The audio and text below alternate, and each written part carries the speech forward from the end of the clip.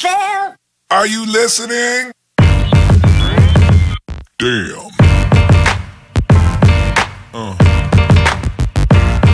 Yeah. Bonjour Jo. Salut, comment tu vas? Ouais, je vais bien, merci. Et la semaine? On est là. Ok. Merci vraiment de m'accorder ton petit temps pour faire cette vidéo. Merci aussi pour la première vidéo qu'on a fait ensemble. Et dans cette vidéo, j'ai vraiment aussi envie qu'on puisse parler des études. Toujours des études.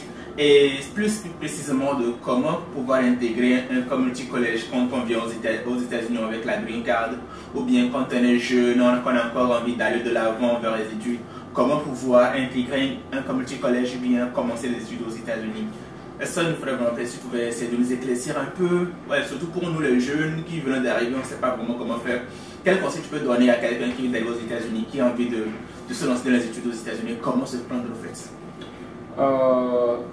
Ok. Salut à tout le monde. Moi, mon nom c'est Joël. Moi aussi, je suis étudiant.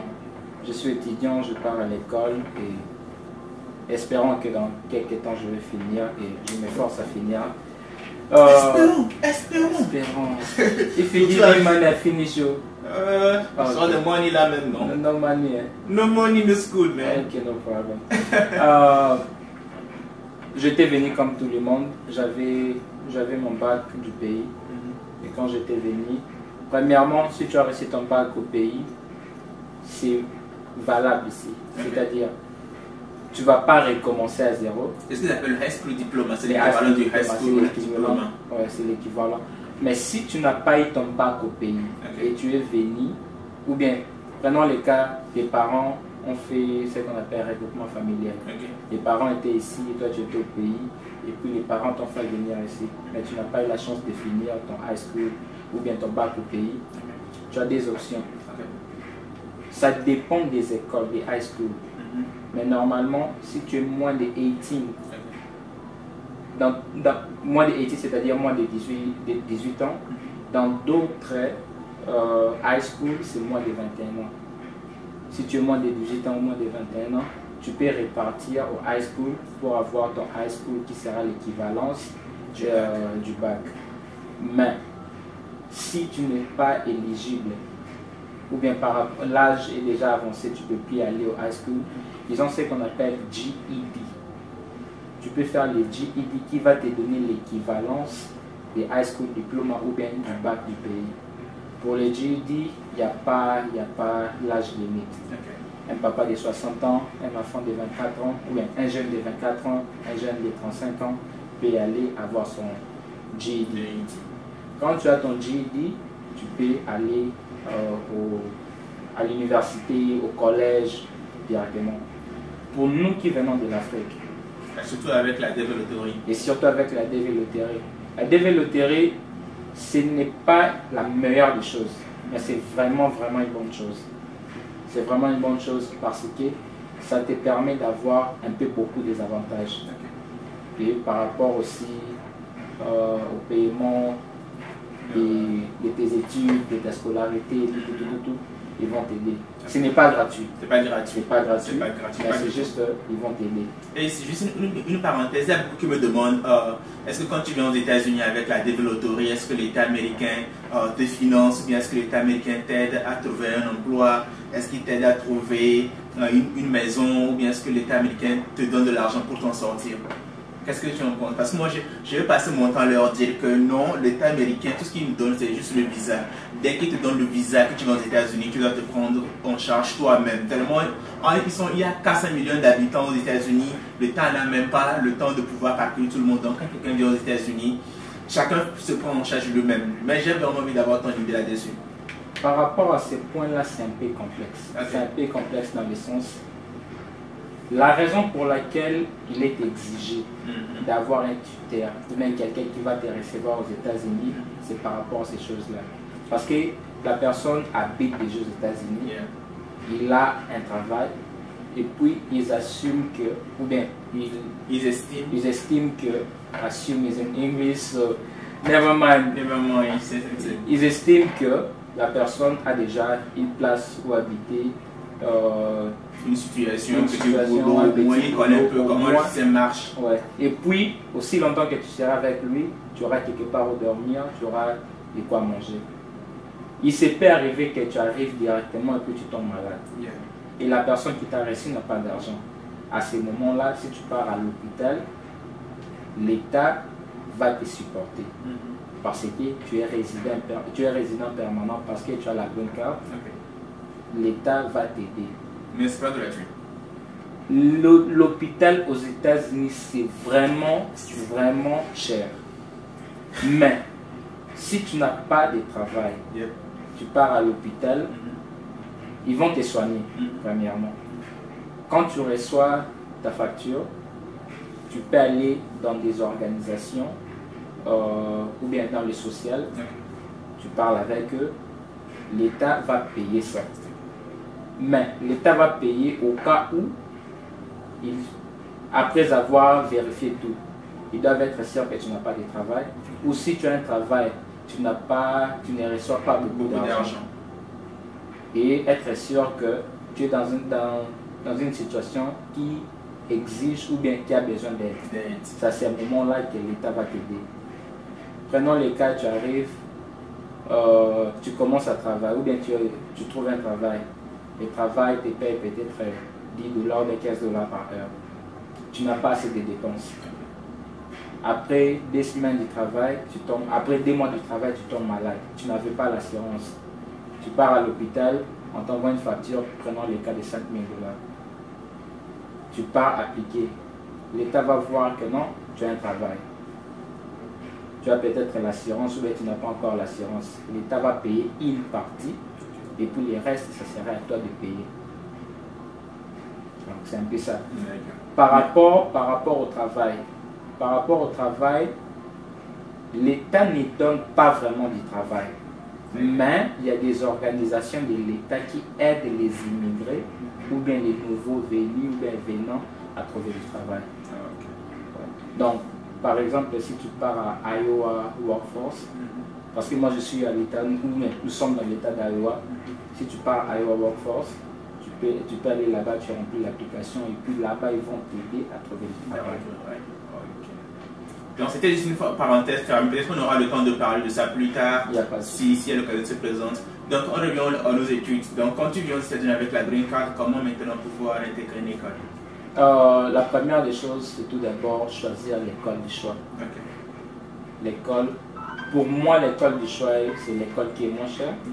Et puis l'école qui est près de la maison. Vraiment, c'est vraiment ça, surtout la licence conduire. Imagine tu es en retard, tu te réveilles à 8h, tu as classe à 8h30, tellement le col est loin. Tu vois, conduire surtout avec l'embouteillage et tout ça. Avec l'embouteillage, quand il fait froid dehors, quand il y a neige. Je comprends. Et puis, si tu n'as pas la voiture, il ne faut pas passer à l'école.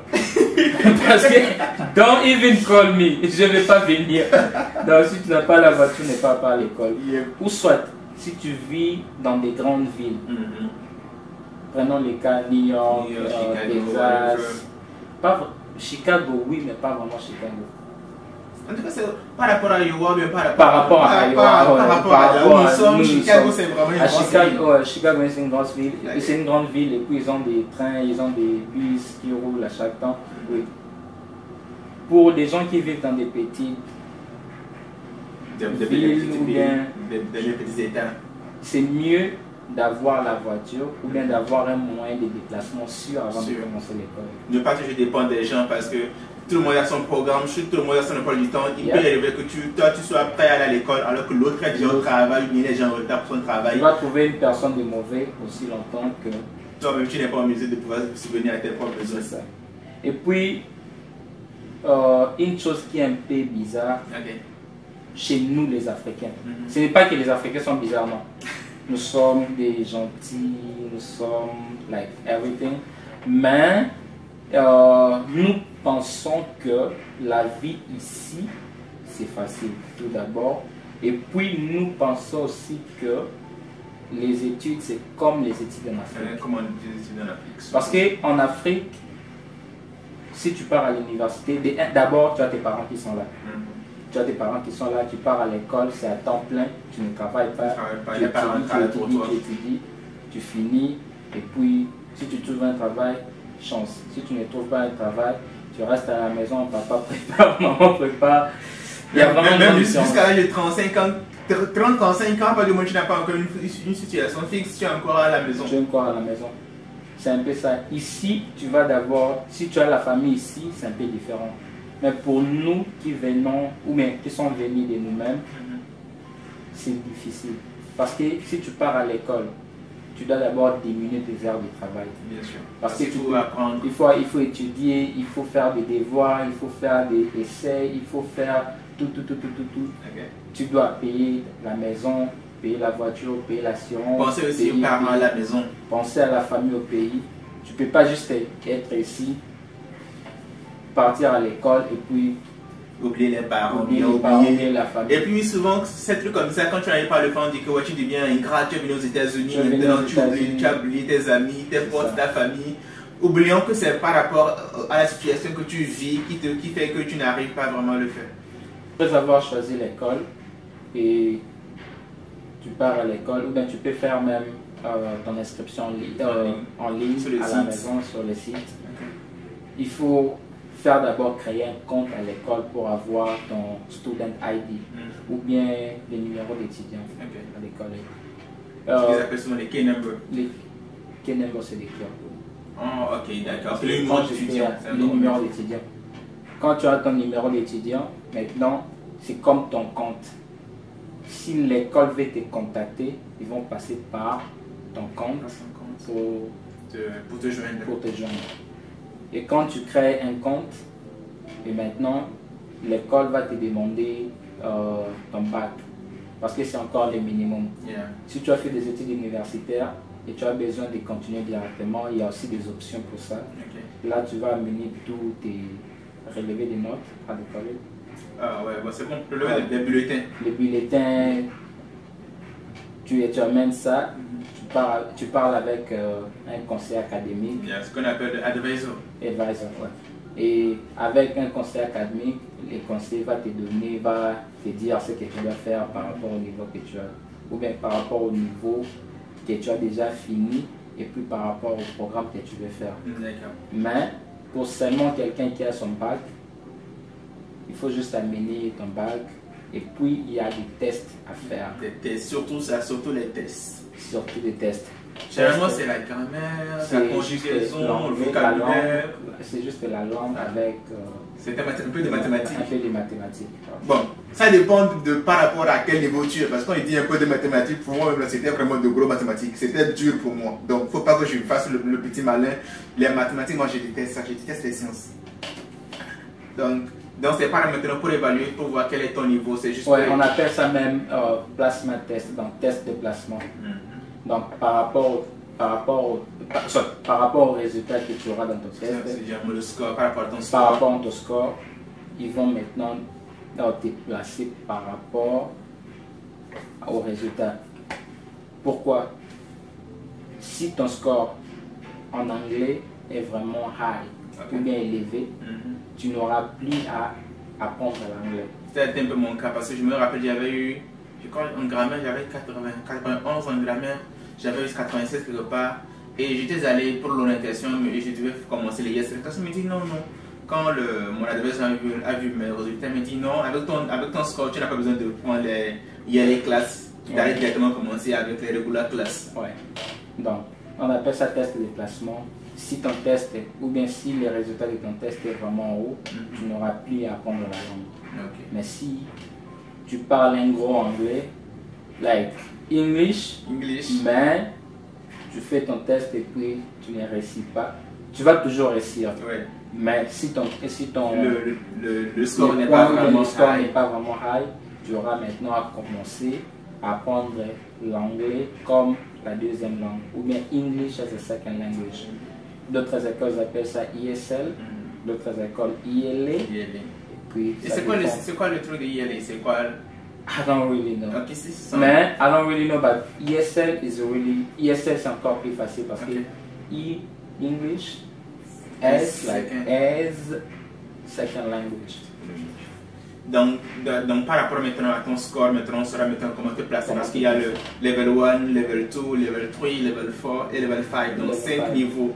Donc on va un peu, c'est comme du plus petit au plus grand. Donc quand tu as un score assez acceptable, On peut dire directement tu passes level 5 Oui. et juste après maintenant tu pourras commencer le. Oh, ça semble vraiment long.